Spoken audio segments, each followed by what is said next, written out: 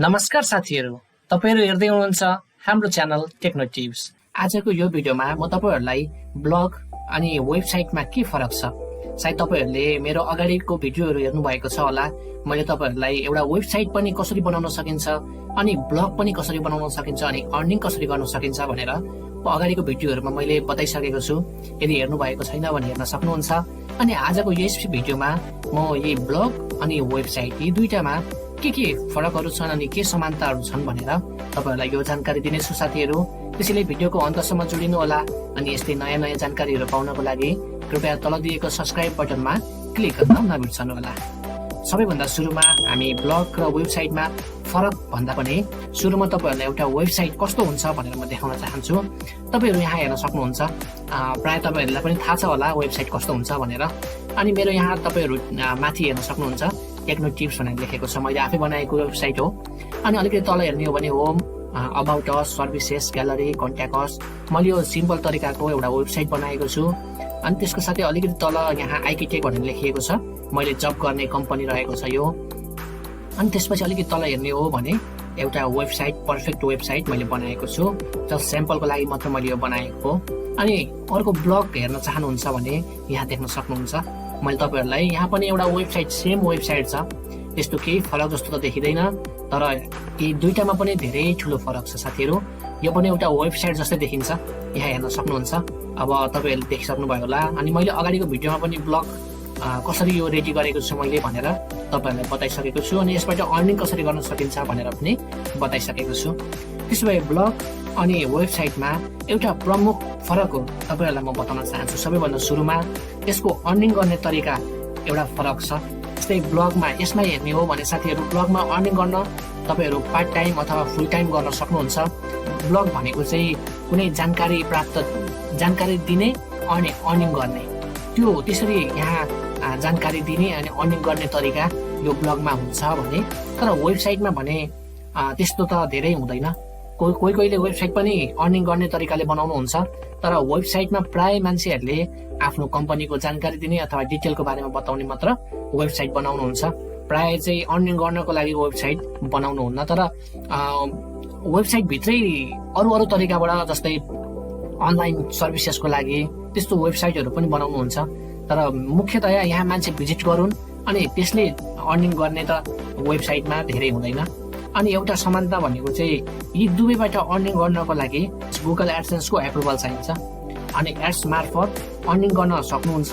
र अर्को समानता भनेको ट्राफिक आउनुपर्ने हुन्छ। अर्निङ गर्नको लागि मानिसहरू जति तपाईको वेबसाइटमा, जति तपाईको ब्लगमा भिजिट गर्छन् अनि तपाईको वेबसाइटमा त्यति नै अर्निङ हुने सम्भावना पनि हुन्छ। त्यो ब्लगमा तपाईहरुले HTML, CSS, जाभा स्क्रिप्ट भयो, PHP भयो, त्यस्तो कोडिङहरू गर्नु पर्दैन। सिम्पल तपाईहरुलाई सजिलै तरिकाले ब्लग तपाईहरु बनाउन सक्नुहुन्छ। तर वेबसाइटमा भने तपाईहरुले कोडिङ गर्नुपर्ने हुन्छ। जस्तै HTML, CSS, जाभा स्क्रिप्ट विभिन्न कुराहरू प्रयोग गरेर तपाईहरुले बनाउनु पर्ने हुन्छ। अनि यो वेबसाइट पनि मैले यो HTML, CSS प्रयोग गरेर नै बनाएको हो साथीहरु। अनि दोस्रो फरक रहेको छ ब्लगमा के हुन्छ भने कन्टेन्टहरू रेगुलर अपडेट भइरहन्छ र गर्नु पनि पर्छ। त्यहाँ चाहिँ समय सापेक्ष नयाँ पोस्टहरू, कन्टेन्टहरू तपाईहरुले अपडेट गर्दै लगाउनु पर्ने हुन्छ। तर वेबसाइटमा भने तपाईहरुले एकचोटि राख्नु भएपछि, बनाउनु भएपछि कन्टेन्टहरू अपडेट गरिरहनु पर्दैन। तर चाहनुहुन्छ भने तपाईहरु अपडेट गर्न पनि सक्नुहुन्छ, प्राय चाहिँ अपडेट गरिँदैन। अनि यदि ब्लगमा तपाईको र्याङ्कमा चलिरहेको छ, ट्राफिकहरू धेरै आउने गर्छ किनकि कन्टेन्ट अपडेट भइरहन्छ। मानौ तपाई ब्लगबाट कुनै कुरा सिक्दै हुनुहुन्छ भने, अरू कोही पनि व्यक्ति ब्लगबाट सिक्दै हुनुहुन्छ भने बार त्यो ब्लगमा गइरहनु पर्ने हुन्छ, आइरहनु पर्ने हुन्छ अनि त्यहाँ समय बिताउनु पर्ने हुन्छ। त्यसैले ब्लगमा चाहिँ प्राय ट्राफिक धेरै आउने गर्छ। तर वेबसाइटमा भने कुनै कम्पनीको बारेमा अथवा कुनै सामान अथवा आफ्नो जानकारी, कुनै पनि डिटेलको बारेमा एउटा पार्टिकुलर थिङको लागि प्राय युज हुने भएकोले बारम्बार मानिसहरू भिजिट गर्न आइरहँदैनन्। जस्तै मानौ तपाई एउटा कम्पनीको बारेमा बुझ्न चाहनुहुन्छ भने तपाई त्यो वेबसाइटमा जानुहुन्छ, त्यो कम्पनीको वेबसाइटमा जानुहुन्छ। अनि त्यसपछि त्यो वेबसाइटमा गएपछि त्यो डिटेल तपाईले थाहा पाउनु भएपछि फेरि बारम्बार त्यहाँ गइराख्नु पर्ने आवश्यकता हुँदैन। तर ब्लगमा भने फरक हुन्छ। अब तपाईहरु ब्लग अनि वेबसाइटको फरक अनि समानताहरु त थाहा पाउनुभयो अनि तपाईहरुको मनमा आएको होला अब ब्लग बनाउँ कि वेबसाइट बनाउनु राम्रो हो भनेर तपाईहरु सोच्दै हुनुहुन्छ भने यो तपाईहरुको उद्देश्यमा डिपेन्ड गर्छ। जस्तै दुनियाभरको सानो सानो बिजनेसहरुमा यो ट्रेडिसनल हुन्छ, त्यहाँ वेबसाइटहरु पेजेसहरु हुन्छ र त्यो बिजनेस अथवा कम्पनीको इन्फर्मेसन अनि डिटेल दिन सकियोस् भनेर यो बनाइएको हुन्छ। तर ब्लग भने तिनीहरुको त्यो बिजनेसहरुमा ब्लग हुँदैन। अहिले के गर्छन् भने वेबसाइटहरु बनाएर वेबसाइटमै ब्लग सेक्सन राखेर वेबसाइटसँग कनेक्ट गरेर ट्राफिक बढाउने कोसिस गर्छन् र वेबसाइटमा नै ब्लग अप्सन राखेर कनेक्ट गर्नुभयो भने झनै ट्राफिक आउने सम्भावना हुन्छ। तर तपाई कुनै अरु नै कुराको बारेमा जस्तै ब्लग कसरी स्टार्ट गर्ने वा कुनै कुराको जानकारी सामानको रिभ्यू दिन चाहनुहुन्छ र अर्निङ गर्न चाहनुहुन्छ भने ब्लगिङ गरे पनि राम्रो हुन्छ साथीहरु।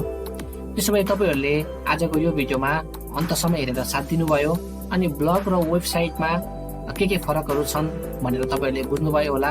यदि तपाईहरुमा केही पनि कन्फ्युजन छ भने कृपया तलको कमेन्ट सेक्सनमा गएर मलाई कमेन्ट गर्न नबिर्सनु होला अनि जाँदै तल दिएको सब्स्क्राइब बटनमा क्लिक गरेर हाम्रो नयाँ भिडियोहरु पनि पाउन सक्नुहुन्छ। त्यसोभए यहाँसम्म तपाईहरुले बुझ्नुभयो होला। अब हामी भेट्नेछौं नेक्स्ट भिडियोमा।